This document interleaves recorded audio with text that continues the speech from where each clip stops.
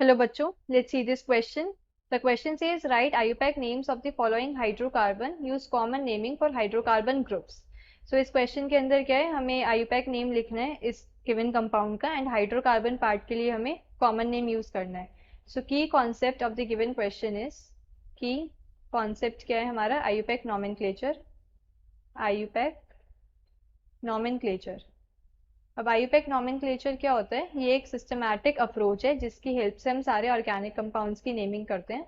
So it is a systematic approach with the help of which we name the organic compounds. Systematic approach.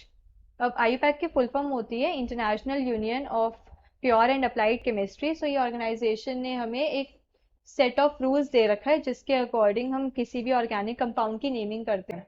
अब क्या है, organic compound के तीन parts होते हैं. एक होता है प्रीफिक्स, देन आता है हमारा वर्ड रूट एंड देन आता है हमारा सफिक्स. तो जो प्रीफिक्स होते हैं, प्रीफिक्स हमारे दो टाइप के होते हैं. एक होता है हमारा सेकेंडरी प्रीफिक्स एंड एक होता है हमारा प्राइमरी प्रीफिक्स. तो जो सेकेंडरी प्रीफिक्स होते हैं, सेकेंडरी प्रीफिक्स हमें बताते हैं अबाउट दी सब्स्टिट्यूएंट्स. हमारी चेन के अंदर कितने सब्स्टिट्यूएंट्स प्रेजेंट है या क्या सब्स्टिट्यूएंट्स प्रेजेंट है वो हमें सेकेंडरी प्रीफिक्स से पता लगता है. तो डिटेल्स अबाउट सब्स्टिट्यूएंट्स, ये details of substituents. Now primary prefix हमें क्या बताता है? About the nature of carbon chain. जो कार्बन चेन है उसका नेचर कैसा है, वो साइक्लिक है, बाइफेनाइल है या स्पाइरो है, ये सब हमें 1 डिग्री प्रीफिक्स से पता लगता है. वर्ड रूट क्या होता है? वर्ड रूट से हमें पता लगता है number of carbon atoms in main chain. Number of carbon atoms in main chain. Main chain को हम प्रिंसिपल चेन भी बोलते हैं. तो प्रिंसिपल चेन के अंदर कितने number of carbon atoms present है वो हमें वर्ड रूट से पता लगता है. सफिक्स क्या होते हैं? सफिक्स भी हमारे पास दो होते हैं. एक होता है प्राइमरी सफिक्स एंड एक होता है हमारे पास सेकेंडरी सफिक्स. प्राइमरी सफिक्स से हमें क्या पता लगता है? About the nature of carbon carbon bond.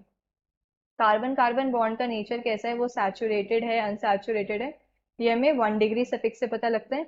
In secondary suffix से क्या पता लगता है? About the details of functional groups, कि कौन से फंक्शनल ग्रुप्स प्रेजेंट हैं वो हमें सेकेंडरी सफिक्स बताता है. Details of functional groups. So अब हम गिवन कंपाउंड ड्रॉ कर लेते हैं. गिवन कंपाउंड क्या है? एक साइक्लोहेक्सेन रिंग गिवन है एंड उसके ऊपर ये हाइड्रोकार्बन पार्ट अटैच्ड है.